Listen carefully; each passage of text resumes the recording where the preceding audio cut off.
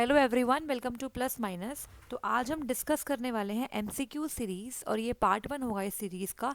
Computer section के लिए हम यहाँ पर बात करने वाले हैं। 25 मार्क्स आपके अपकमिंग GSSB एग्जाम्स के लिए बहुत इंपॉर्टेंट है और ये 25 मार्क्स आपको सिलेक्शन दिलाने में बहुत हेल्प करने वाले हैं। तो आज हम बात करेंगे कुछ मोस्ट इम्पॉर्टेंट एमसीक्यू के बारे में। ये पार्ट 1 रहेगा।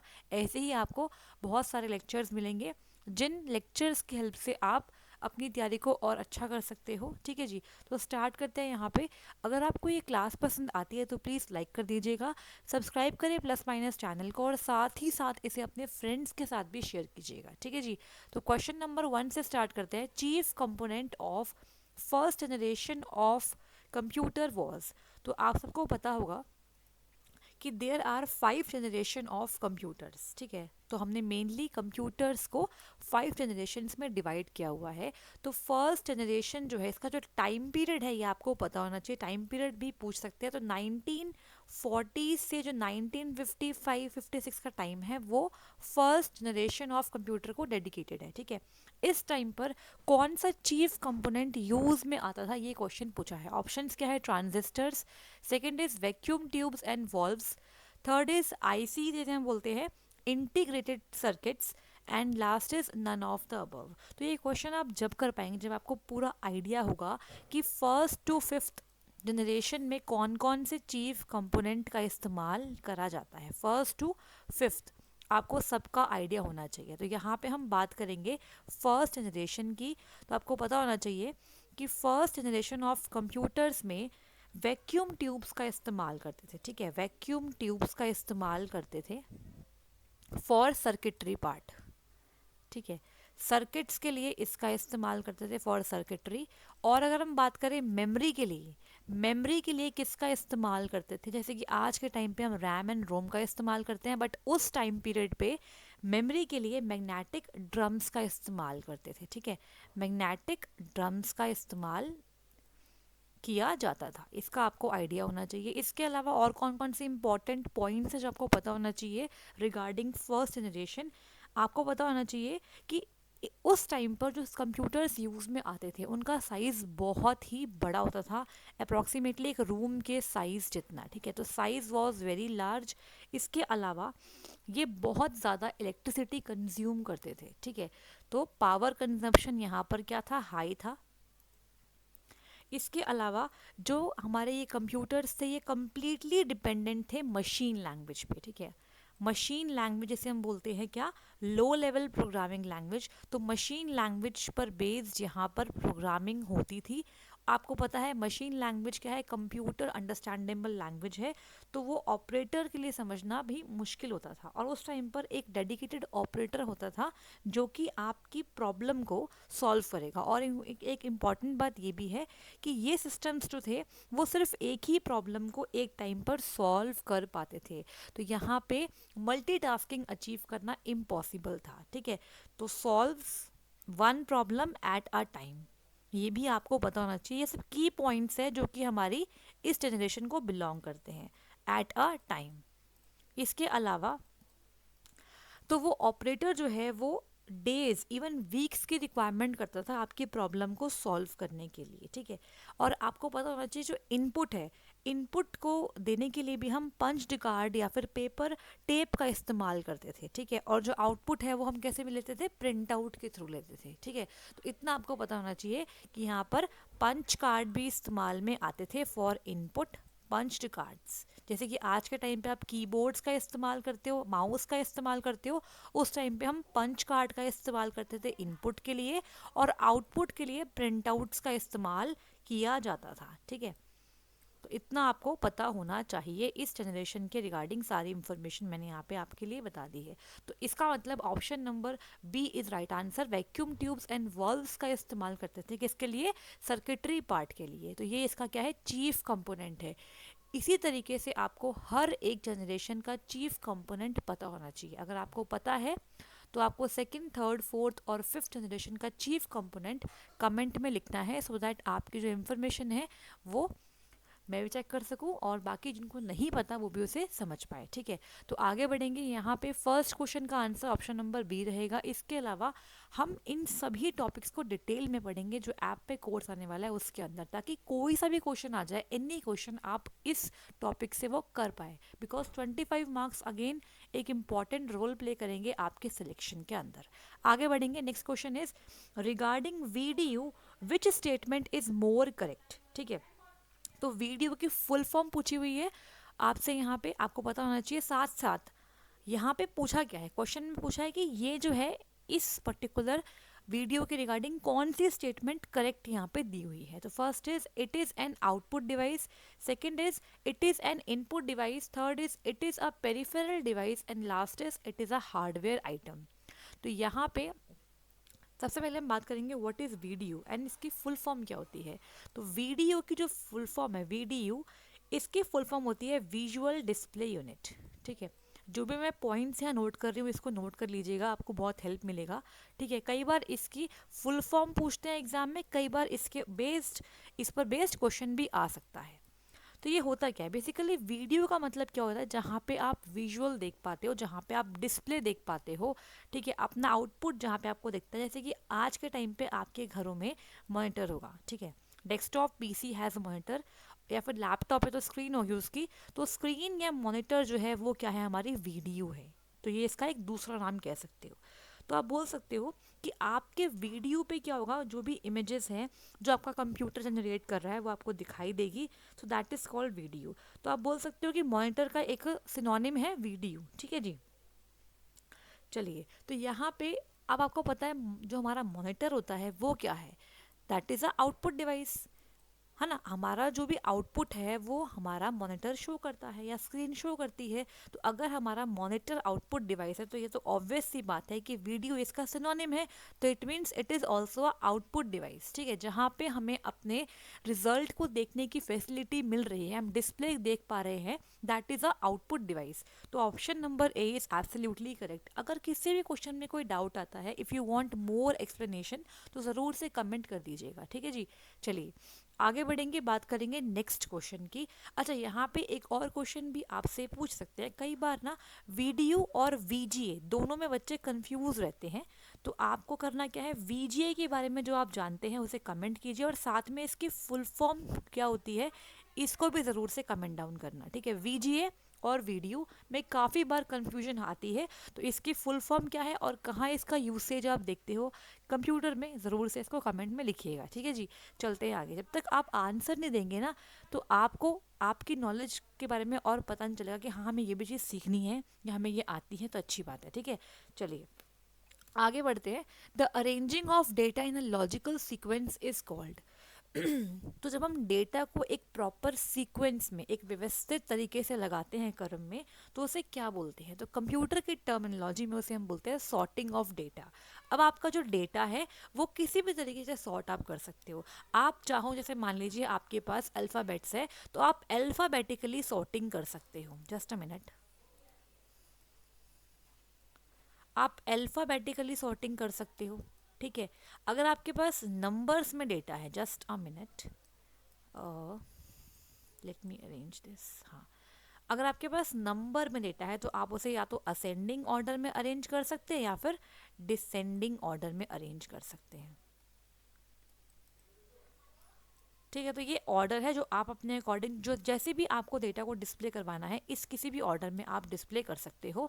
तो यहाँ पे ये क्या है, ये तरीके हैं डेटा को डिस्प्ले करवाने के, तो इन्हें बोलते हैं सॉर्टिंग, अरेंज करने के बेसिकली तरीके हैं।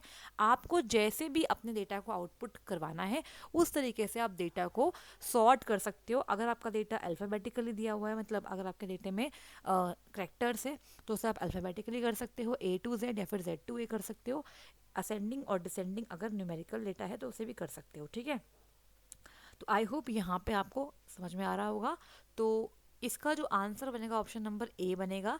तो डेटा को अरेंज करना, ठीक है, डेटा आपका न्यूमेरिकल या फिर अल्फ़ाबेटिकली हो सकता है। तो डेटा को अरेंज करना कंप्यूटर में जो इसकी टर्म है वो है सॉर्टिंग ऑफ डेटा। इसके बारे में आपको पता होना चाहिए। और बहुत सारी हम एल्गोरिथम भी पढ़ते हैं, जैसे कि merge sort, selection sort, bubble sort, जिसका इस्तेमाल करके हम सॉर्टिंग करते हैं, बट वो बेसिक कंप्यूटर से हाई हाई हाई पार्ट है, वो आपको नहीं पढ़ना, ठीक है। वो हम पढ़ते हैं जब हम और हायर एग्जाम्स की तैयारी करते हैं, जैसे कि मान लीजिए टीजीटी है, पीजीटी, तब हम पढ़ते हैं कि सॉर्टिंग के टाइप्स क्या क्या है। लेकिन इस एग्जाम के लिए आपको उतना नहीं पढ़ना, आपको पता होना चाहिए कि हाँ, arranging of data in a sequence is called as sorting, ठीक है जी। चलिए आगे बढ़ते हैं, नेक्स्ट बात करते हैं अगले क्वेश्चन की। Next is the output quality of a printer is measured by. अगर हमें किसी प्रिंटर की आउटपुट क्वालिटी को मेजर करना है तो क्या उसकी यूनिट होने वाली है, what is the standard unit for that.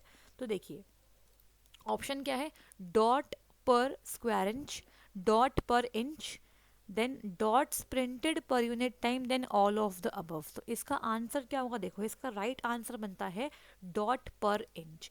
अगर आपको आपके प्रिंटर की आउटपुट क्वालिटी को मेजर करना है तो उसके लिए क्या करोगे आप, डॉट पर इंच इसकी करेक्ट यूनिट मानी जाएगी। ये इसकी, ये प्रिंटर की क्वालिटी को डिफाइन करता है। डीपीआई बोलते हैं, ऐसे क्या बोलते हैं, डीपीआई, ठीक है। इसका मतलब क्या है, देखिए बेसिकली ये बताता है कि आपका जो प्रिंटर है वो कितने number of ink dot place कर रहा है आपके 1 स्क्वायर इंच एरिया में, ठीक है। तो हम इसे यहाँ पे लिख देते हैं, ये है क्या बेसिकली, ताकि आप नोट कर लेना इस पॉइंट को, ठीक है। तो मैं यहाँ लिख देती हूँ, इट रिप्रेजेंट्स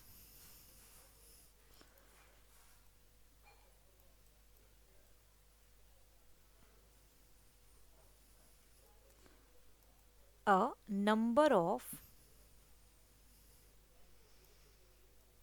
इंक डॉट्स, ठीक है, number of ink dots the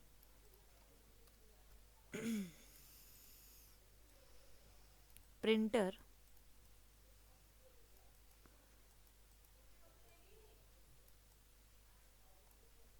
can place, ठीक है, एक पर स्क्वायर इंच एरिया में कितने डॉट्स आपका प्रिंटर प्लेस करेगा, दैट इज द क्वालिटी, और we can say the measurement unit of the printer, ठीक है। प्लेस है ये, प्लेस इन एन एरिया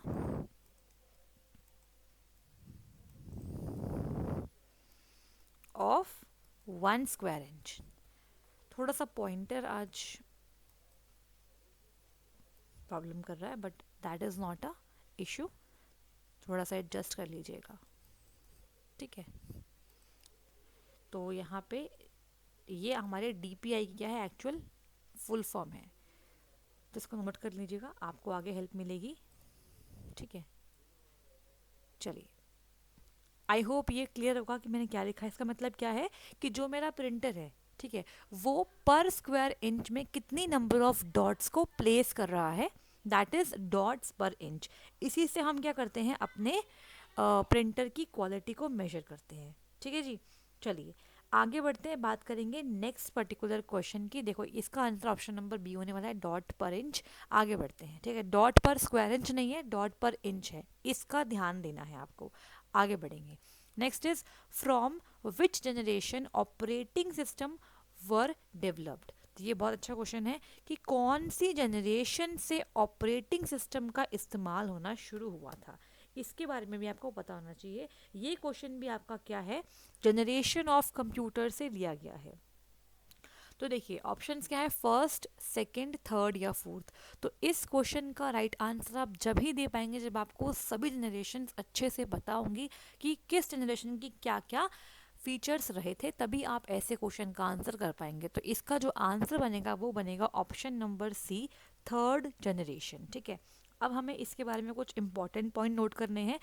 सबसे पहले हम बात करते हैं ऑपरेटिंग सिस्टम क्या होता है। तो बेसिकली ये एक इंटरफेस है, जैसे कि माइक्रोसॉफ्ट विंडोज़ हो गया, लाइनेक्स हो गया, ठीक है, मैकिनतोश हो गया। तो ये क्या है, एक इंटरफेस है जो कि हेल्प करते हैं यूज़र को आपके सिस्टम के साथ इंटरेक्ट करने से। जैसे कि मुझे रैम के साथ इंटरेक्ट करना है, मुझे सीपीयू के साथ इंटरेक्शन करना है, तो without interface it is not possible ना, कि मैं कैसे आपके रैम से या आपके सीपीयू से इंटरेक्ट करूँगी। तो स्क्रीन पे आप जो देख पाते हो, जो फीचर्स आपको देता है आपका ये इंटरफेस, चाहे वो कमांड बेस्ड फीचर हो या फिर वो ग्राफिकल यूज़र इंटरफेस हो, दो टाइप में आपको ओएस मिलते हैं। पहले के टाइम पर कमांड बेस्ड इंटरफेस होते थे, जैसे कि डॉस हो गया या फिर आपका यूनिक्स हो गया। लेकिन उसके बाद जब डेवलपमेंट हुई तो ऑपरेटिंग सिस्टम को यूज़र फ्रेंडली बनाया और यहाँ पर बहुत सारे आइकन्स फीचर्स डाल दिए जिससे कि यूज़र के लिए आसानी हो गई है अब ऑपरेटिंग सिस्टम के साथ डील करना। ठीक है, तो अब हमें ये जानना है कि अब कि इस जनरेशन में थर्ड जनरेशन का टाइम पीरियड क्या है, कब ये आई थी, कौन सा इसका टाइम पीरियड है और कौन सा चीफ कंपोनेंट इस जनरेशन में यूज़ करा गया था। तो यहाँ पे 1964 से अप्रॉक्सीमेटली 1970s का जो टाइम था, 71 72 अराउंड। अब ये बुक्स पे डिफर करता है, अलग अलग बुक्स में टाइमिंग का थोड़ा वेरिएशन रहता है, लेकिन अप्रॉक्सीमेटली 65 से 70s के बीच का टाइम जो होता है ना, वो आपका थर्ड जनरेशन के लिए फिक्स है। ठीक है, तो यहाँ पे जो मेन चीफ कंपोनेंट का इस्तेमाल किया जाता था that was IC, integrated circuit, या फिर इसे इंटीग्रेटेड चिप भी कहते हैं, इंटीग्रेटेड सर्किट्स। ठीक है, इसका इस्तेमाल इस जनरेशन में किया गया था। तो बेसिकली ये है क्या, आपको इसके बारे में पता होना चाहिए। ठीक है, अच्छा, बेसिकली ट्रांजिस्टर जो थे ना, ट्रांजिस्टर हमारे सेकंड में यूज़ होते थे। ठीक है, ट्रांजिस्टर को और छोटा कर दिया गया और सिलिकॉन चिप्स होती हैं ये बेसिकली जो सेमीकंडक्टर से बनती है, उनका इस्तेमाल किया गया ताकि हमारे सिस्टम की जो स्पीड है, जो एफिशिएंसी है, उसे बढ़ाया जा सके। और यहीं से क्या हुआ था, कीबोर्ड्स का, मॉनिटर्स का, इवन आपके ऑपरेटिंग सिस्टम का इस्तेमाल होना शुरू हुआ था फ्रॉम द थर्ड जनरेशन। ठीक है, चलिए, तो अगर आपसे कोई पूछे व्हाट इज़ आईसी, तो क्या है ये, बेसिकली एक स्मॉल इलेक्ट्रॉनिक डिवाइस है। ठीक है, जो कि सेमीकंडक्टर मटेरियल से बना होता है। ठीक है, तो जो हमारी आईसी होती है वो मेनली सिलिकॉन की बनी होती है। तो ये होती है हमारी क्या है, सेमीकंडक्टर डिवाइस है।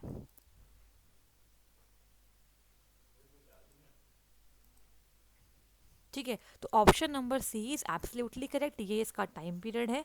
और कुछ एग्जाम्पल भी आपको पता होना चाहिए जो इस जनरेशन को बिलोंग करते हैं, जैसे कि पीडीपी, पीडीपी 8, इसके अलावा IBM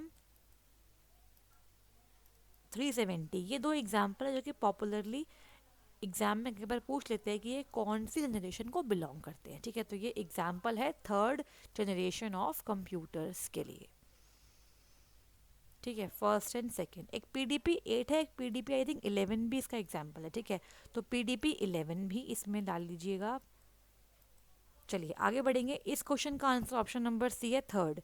तो आपको पता होना चाहिए कि थर्ड जनरेशन से ऑपरेटिंग सिस्टम का इस्तेमाल करा गया था। क्यों करा गया था, ताकि हम डिफरेंट या फिर मैनी एप्लीकेशंस एक टाइम पर चला सके। ठीक है, चलिए आगे बढ़ेंगे, next is the difference between memory and storage is, ठीक है, is that memory is dash and storage is dash. तो बहुत ही इजी सा क्वेश्चन है, क्या बोला गया है कि मेमोरी और स्टोरेज में क्या डिफरेंस है। तो आपको इसके बारे में पता होना चाहिए, memory is different and storage is very different. अगर हम बात करें आज के टाइम पे, आज के टाइम पे हम बात करते हैं रैम की, रैंडम एक्सेस मेमोरी इसकी फुल फॉर्म होती है। रोम की बात करते हैं, रीड ओनली मेमोरी। ये दोनों हमारी क्या होती है, मेमोरी कहलाती है। ठीक है, मेमोरी, इसे हम प्राइमरी मेमोरी कहते हैं, प्राइमरी मेमोरी। ठीक है, इसके अलावा एक होती है सेकेंडरी मेमोरी, सेकेंडरी मेमोरी। अगर आपको अपने सिस्टम में स्टोरेज बढ़ाना है तो आप बाहर से एक्सटर्नली मेमोरी को लगा सकते हैं, दैट इज एक्सटर्नल मेमोरी या फिर सेकेंडरी मेमोरी भी इसे कह सकते हैं। और इसे क्या बोल सकते हो, एक्सटर्नल या फिर ऑक्सिलरी मेमोरी भी इसे कहते हैं। क्या बोलते हैं इसे, इसका एक और नाम है ऑक्सिलरी मेमोरी। तो बहुत सारे नाम है इसके, आपको जो समझ में आए उसे आप समझिए। ठीक है, अब देखिए इसमें जो एग्जाम्पल बनते हैं वो बनता है हार्ड डिस्क। ठीक है, हार्ड डिस्क हो गया, आजकल तो SSDs का इस्तेमाल हो रहा है। ठीक है, इसके अलावा DVD, floppy disk, floppy disk. ठीक है, CD वगैरह तो अभी इस्तेमाल नहीं होती। DVD, फ्लॉपी डिस्क, CD, ये सब क्या है, एक्सटर्नली हम यूज़ करते थे। तो मेनली आप हार्ड डिस्क देखते हो या फिर आप SSD देखते हो। ठीक है, सॉलिड स्टेट ड्राइव्स, ठीक है, सॉलिड स्टेट ड्राइव्स। तो अब आपको पता है प्राइमरी मेमोरी जो होती है, ठीक है, अगर हम बात करें मेनली, देखो मेमोरी दोनों होती है लेकिन प्राइमरी हम रैम को बोलते हैं, ठीक है। मेमोरी दोनों है, रैम भी और रोम भी, रीड ओनली मेमोरी, और ये सॉरी रोम होता है, RAM is random access memory, both are memory, but primary हम रैम को बोलते हैं, ठीक है। अच्छा, अगर हम बात करें मेमोरी की, तो जब भी मेमोरी लिखा होता है ना, तो वो यहाँ पे कहीं ना कहीं रैम की ही बात हो रही होती है। जब भी मेमोरी लिखा मिलेगा तो रैम की बात करेंगे, और स्टोरेज लिखा मिलेगा तो सेकेंडरी मेमोरी की बात होती है। इतना आपको पता होना चाहिए, सेकेंडरी मेमोरी की बात होती है। अब जैसे मान लीजिए आप एक वर्ड डॉक्यूमेंट ओपन करे हुए हैं अपने सीपी के, अपने पीसी के अंदर, ठीक है।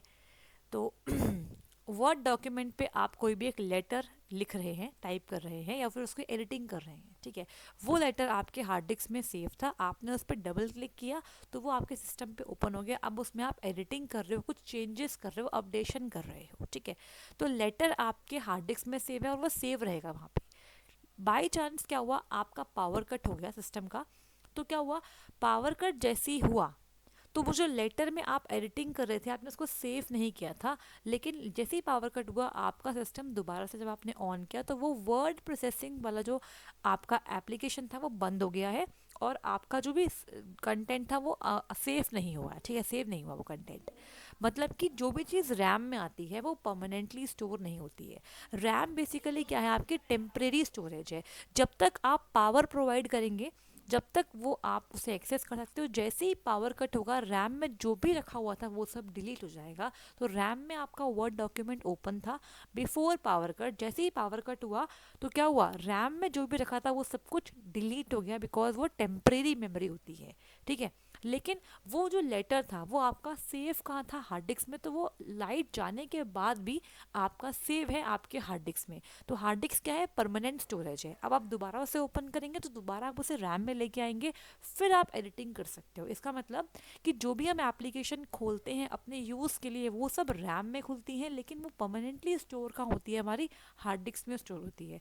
तो कहने का मतलब ये है कि रैम में रखा हुआ जो कंटेंट है वो जब तक आप पावर दे रहे हो, पावर सप्लाई दे रहे हो, जब तक वो काम में आ रही है। जैसे ही पावर सप्लाई कट ऑफ हुई आपका रैम का कंटेंट डिलीट हो जाएगा, इरेज हो जाएगा, लेकिन हार्ड डिस्क या स्टोरेज में रखा हुआ जो डेटा है वो वैसे का वैसे ही परमानेंटली स्टोर रहेगा।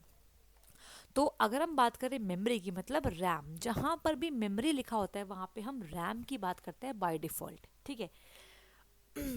तो यहाँ पर आप समझिए कि द मेमोरीज, मेमोरी क्या होती है, टेम्परेरी होती है, और स्टोरेज क्या होता है, परमानेंट होता है,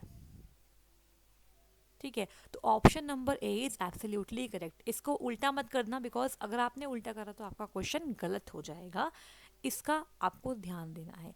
अब रोम क्या होता है, रोम stands for read only memory. अब इसकी बहुत सारे टाइप होते हैं, ईपी रोम, ठीक है, ईपी रोम होता है, ईईपी रोम होता है, पी रोम होता है। तो रोम बेसिकली क्या करता है, रोम में जो कंटेंट होते हैं वो ऑलरेडी क्या होते हैं, डेवलपर साइड से ये इसमें कंटेंट सेव होता है। और रोम में बेसिकली बायोस होता है हमारा, BIOS stands for basic input output system.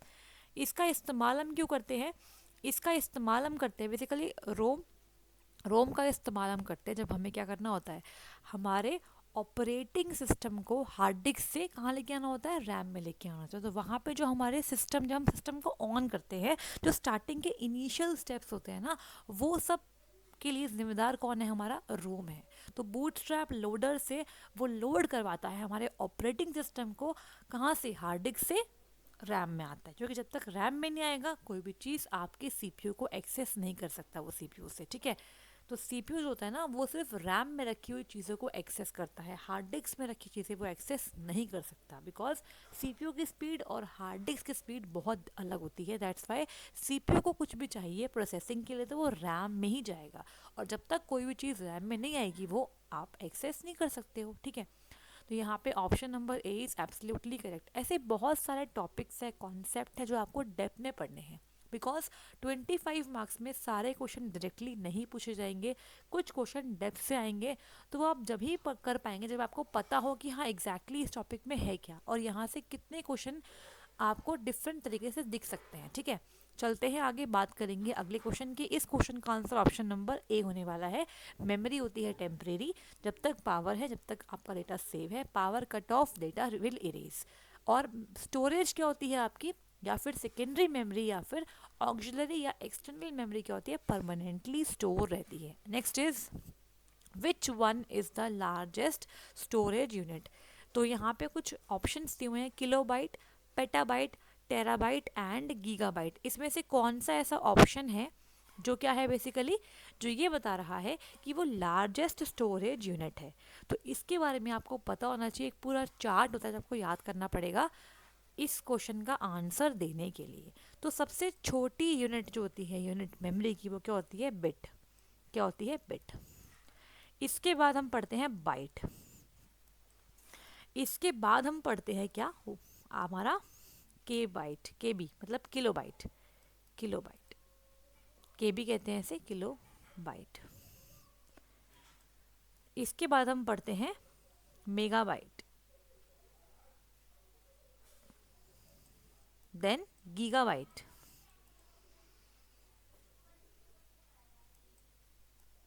Terabyte, petabyte, ठीक है, एक्साबाइट। इतना कर लेते हैं बस, एक्साबाइट तक।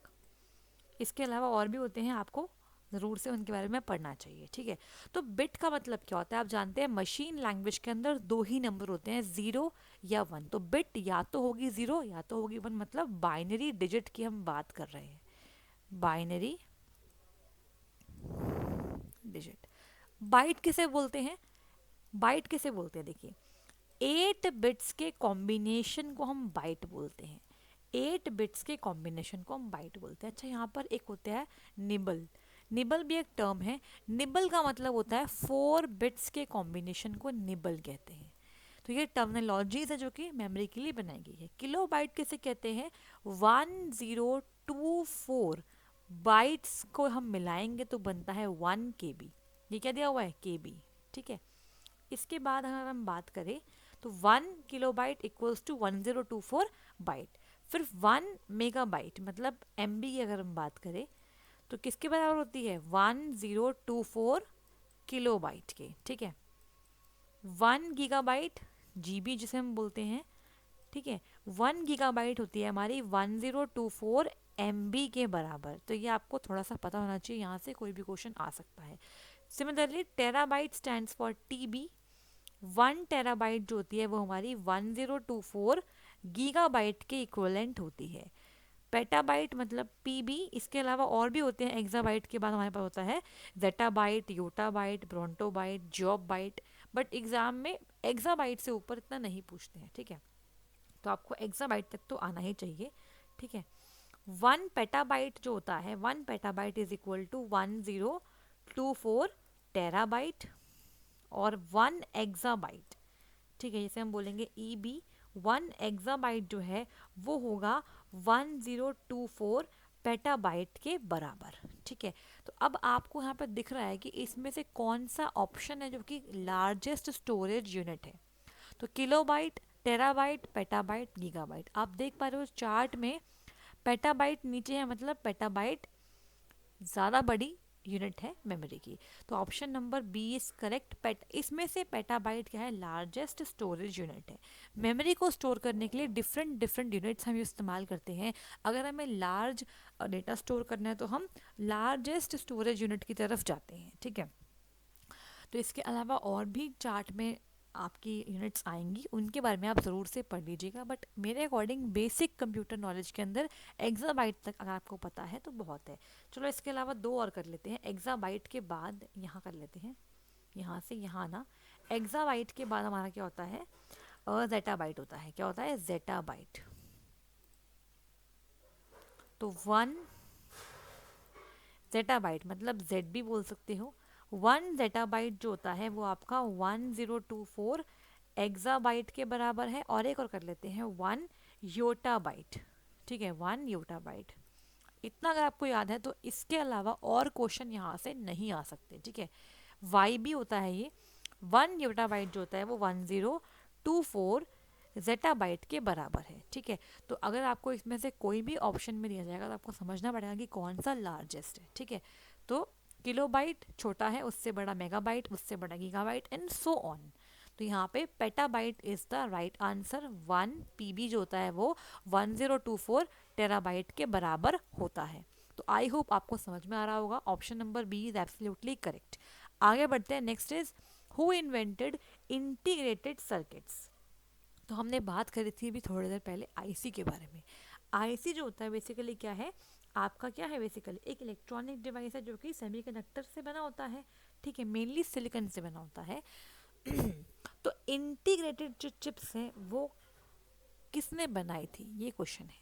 तो ऑप्शन में क्या है, Jack Kilby, Robert Noyce, both of above या फिर नन ऑफ अबव। तो यहाँ पे जो क्वेश्चन आपको दिया हुआ है, तो इस क्वेश्चन का जो आंसर बनेगा वो बनेगा option number A. Jack Kilby was the inventor of ICs. ठीक है, इतना आपको पता होना चाहिए। और ये बनाया कब था, 1950s के टाइम पर इसको डेवलप किया गया था जैक किल्बी ने। ठीक है, तो आई होप आपको समझ में आ रहा होगा। हालांकि यहाँ पे जैक किल्बी के साथ रॉबर्ट नॉइस भी इसमें इन्वॉल्व है, तो यहाँ पे दोनों ही ऑप्शन करेक्ट है। तो option number C, both of above is correct. ठीक है, तो जैक किल्बी, देखो मेजर पार्ट जैक किल्बी ने दिया था, लेकिन रॉबर्ट नॉइस अगर ऑप्शन में है तो दोनों ही करेक्ट माने जाएंगे।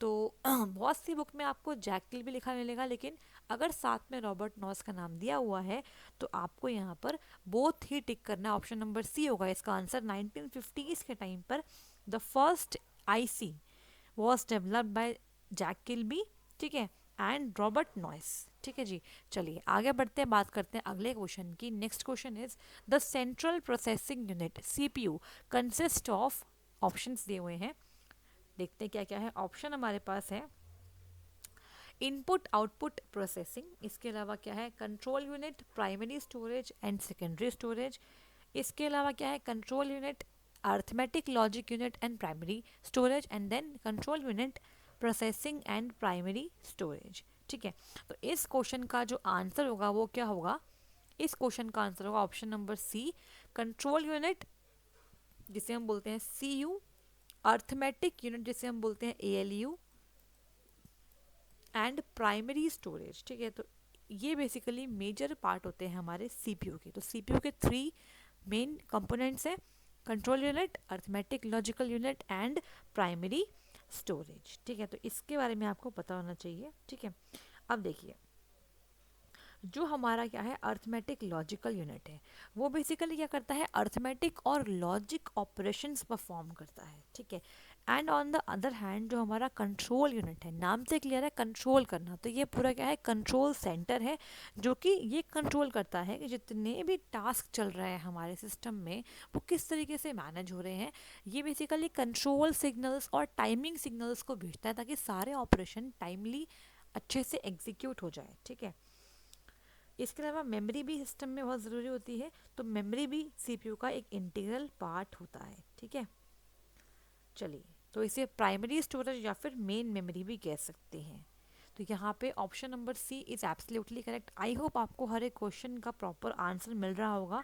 ठीक है, तो अगर किसी भी क्वेश्चन में कोई डाउट आता है तो आप पूछ सकते हैं, कोई इसमें इशू नहीं है, आपको कमेंट में ज़रूर से इसका आंसर मिल जाएगा। तो अगर एक क्वेश्चन और कर लेते हैं, उसके बाद क्लास को वाइंड अप करेंगे। यहाँ पे जो क्वेश्चन है वो है यूनिवैक से। ठीक है, यूनिवैक दिया हुआ है आपको और पूछा हुआ है इसकी फुल फॉर्म क्या है, तो इसके बारे में आपको आइडिया होना चाहिए कि यूनिवैक है क्या।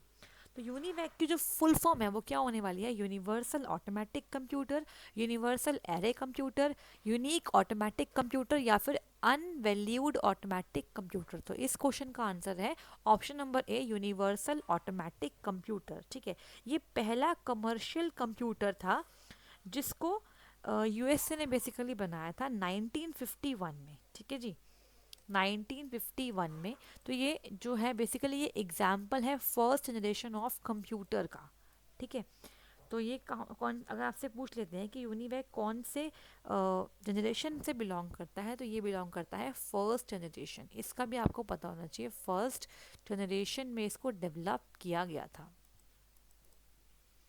और साथ ही साथ इसके बारे में एक इम्पॉर्टेंट पॉइंट है कि ये पहला कमर्शियल कंप्यूटर है, फर्स्ट कमर्शियल, मतलब कमर्शियल यूज़ के लिए इसको लाया गया था इस्तेमाल में। आई होप ये आपको समझ में आ रहा होगा। यूनिवैक की फुल फॉर्म क्या है? Universal automatic computer. ठीक है जी। तो जो यूनिवैक है उसका मेन काम क्या था? वो साइंटिफिक और बिजनेस पर्पसेस के लिए काम में लाया गया था। ठीक है। इसके अलावा आपसे एनिएक पूछ सकते हैं, एनिएक की फुल फॉर्म पूछ सकते हैं। इसके अलावा आपसे एडवेक की फुल फॉर्म पूछ सकते हैं। ये सब पॉपुलर कंप्यूटर्स थे, तो इनकी फुल फॉर्म अगर आपको पता है तो ज़रूर से कमेंट में लिखिएगा, और अगले लेक्चर्स में ज़रूर से हम इनके बारे में बात करेंगे। जब भी अपकमिंग क्वेश्चन सीरीज लेके आऊँगी तो इनके बारे में हम बातें करेंगे ज़रूर से। ठीक है। तो यहाँ पे हमने आज काफ़ी सारे क्वेश्चन डिस्कस करे हैं। अच्छा, एनिएक और यूनिवैक दोनों ही जो है वो हमारे क्या है, फर्स्ट जनरेशन से ही बिलोंग करते हैं। ठीक है। चलिए, अब अगर आपको आज की क्लास पसंद आई तो प्लीज़ लाइक कर दीजिएगा, सब्सक्राइब करें प्लस माइनस चैनल को, और साथ ही साथ इसे शेयर करें अपने सभी फ्रेंड्स के साथ, ताकि सबकी हेल्प हो पाए और सभी कंप्यूटर सेक्शन में अच्छे से अच्छा स्कोर कर पाए। Thank you so much.